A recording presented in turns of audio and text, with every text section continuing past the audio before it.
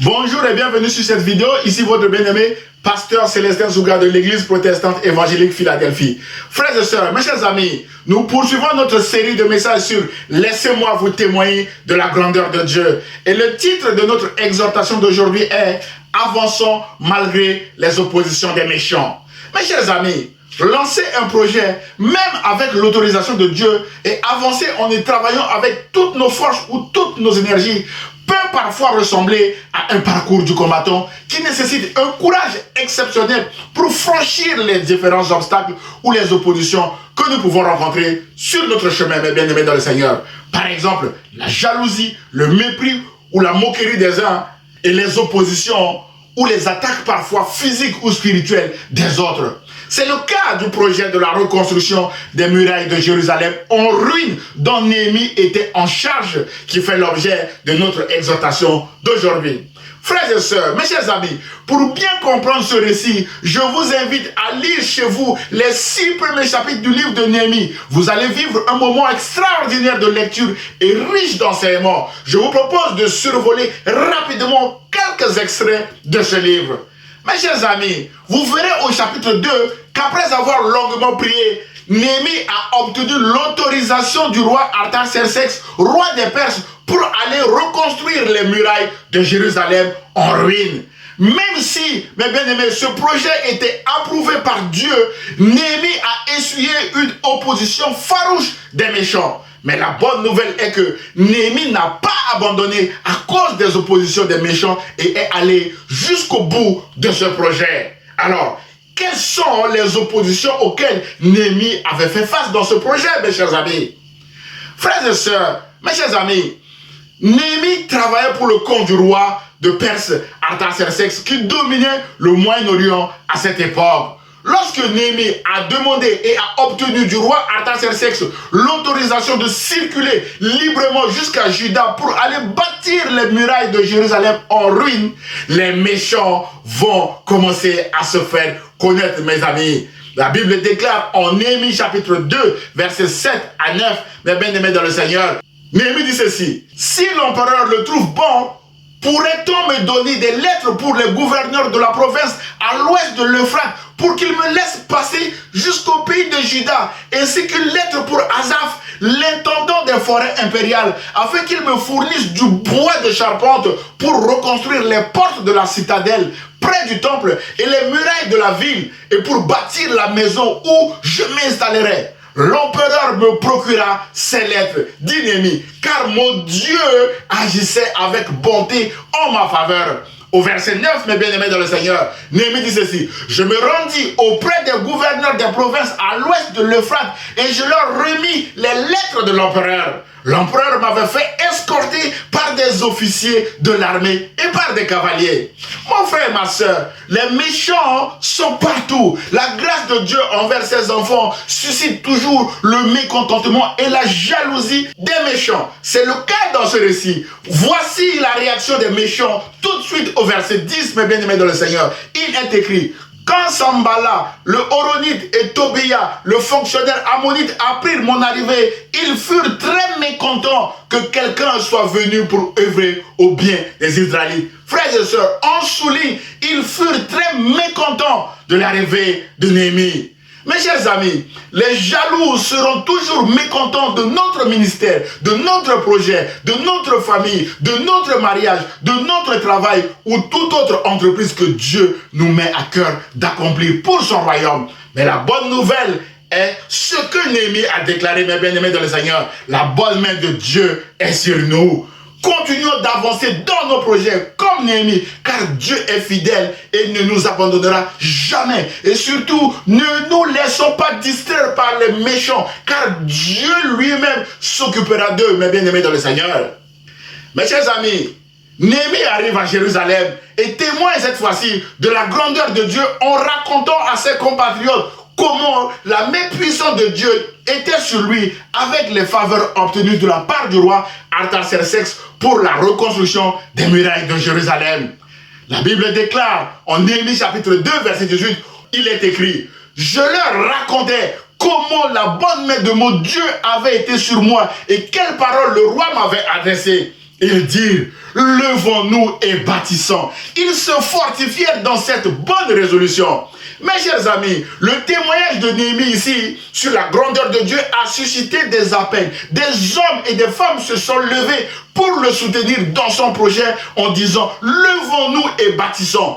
Alors, n'hésitons pas à notre tour de témoigner de ce que Dieu a fait pour nous, autour de nous, mes bien-aimés dans le Seigneur. C'est alors que Dieu suscitera aussi des hommes et des femmes qui se lèveront pour nous aider dans nos projets, comme il a fait pour Néhémie.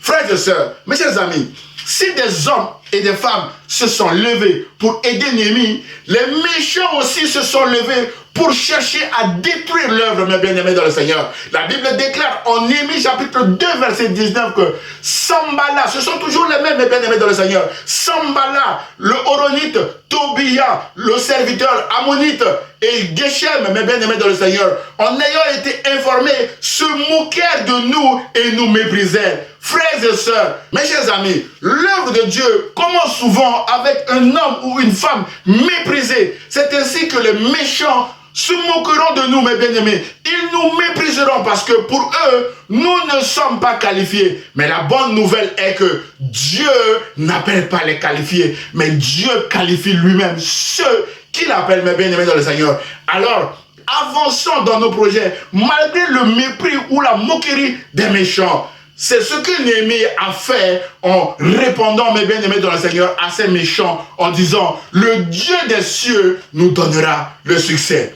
Nous, ses serviteurs, nous lèverons et nous bâtirons. D'après Néhémie chapitre 2, verset 20. Frères et sœurs, mes chers amis, Néhémie a avancé dans son projet jusqu'à la fin en bravant le mépris des méchants et même leur complot, mes bien-aimés dans le Seigneur. Au chapitre 3, dans les versets 33 à 35, il est écrit que lorsque Sambala, toujours la même personne, lorsque Sambala apprit que nous rebâtissons la muraille, il fut très mécontent. En souligne, il fut très mécontent et se mit violemment en colère. Il se moqua des Juifs, au verset 34, en disant devant ses compatriotes et devant l'armée de Samarie, qu'est-ce que ces minables Juifs veulent donc faire?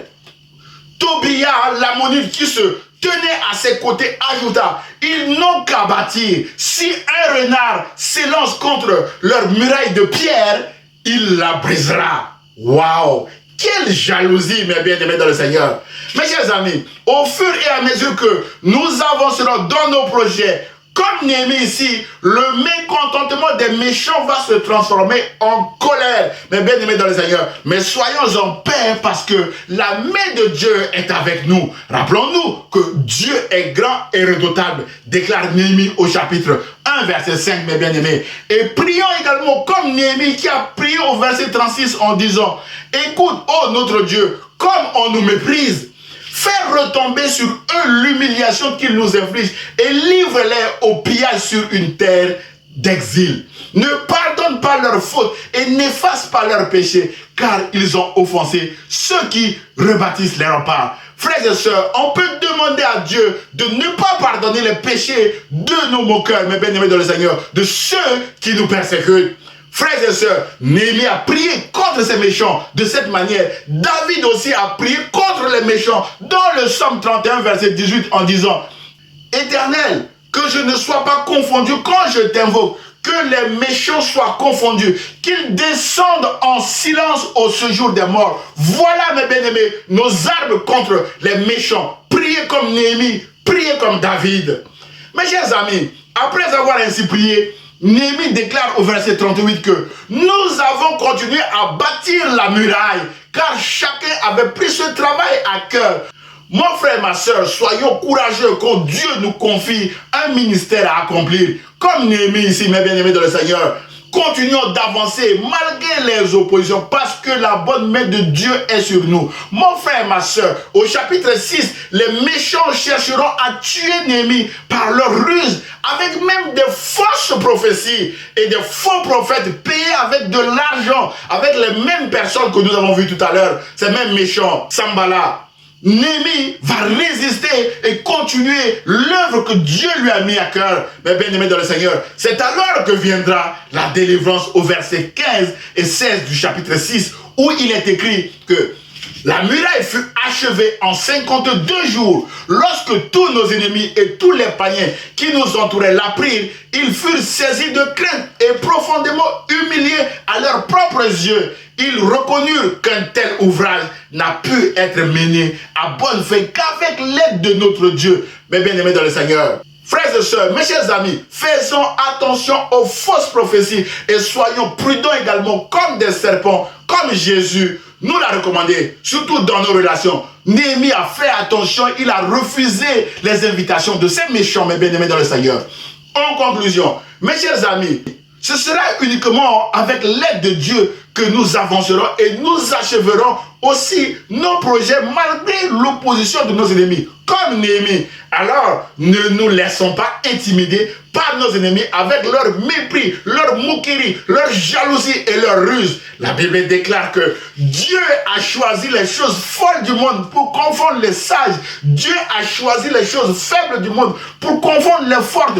Et Dieu a choisi les choses viles du monde, celles qu'on méprise, on souligne celles qu'on méprise, celles qui ne sont point, pour réduire à néant celles qui sont, afin que nulle chair ne se glorifie devant Dieu, d'après 1 Corinthiens chapitre 1, verset 27 à 29.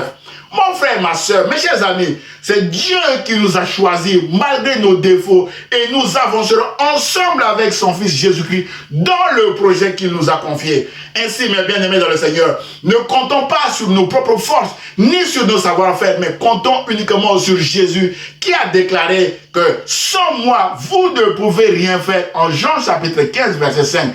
Frères et sœurs, mes chers amis, si vous ne connaissez pas encore Jésus, je vous invite à ouvrir vos cœurs maintenant et à demander à Jésus de se révéler à vous. C'est très important. Et je prie que Jésus se révèle à vous afin que vous l'acceptiez comme votre Seigneur et Sauveur. C'est le but de ce message. C'est alors que, mes bien-aimés dans le Seigneur, vous avancerez vers la vie éternelle que Jésus seul donne, mes bien-aimés dans le Seigneur. Non seulement vous avancerez dans vos projets actuels, mais aussi vous avancerez, mes bien-aimés dans le Seigneur, vers la vie éternelle que Jésus seul donne. Enfin, mes chers amis, Dieu vous aime et l'Église protestante évangélique Philadelphie vous aime aussi en vous encourageant d'avancer avec Jésus. Que Dieu vous bénisse. À très bientôt, mes chers amis. Au revoir.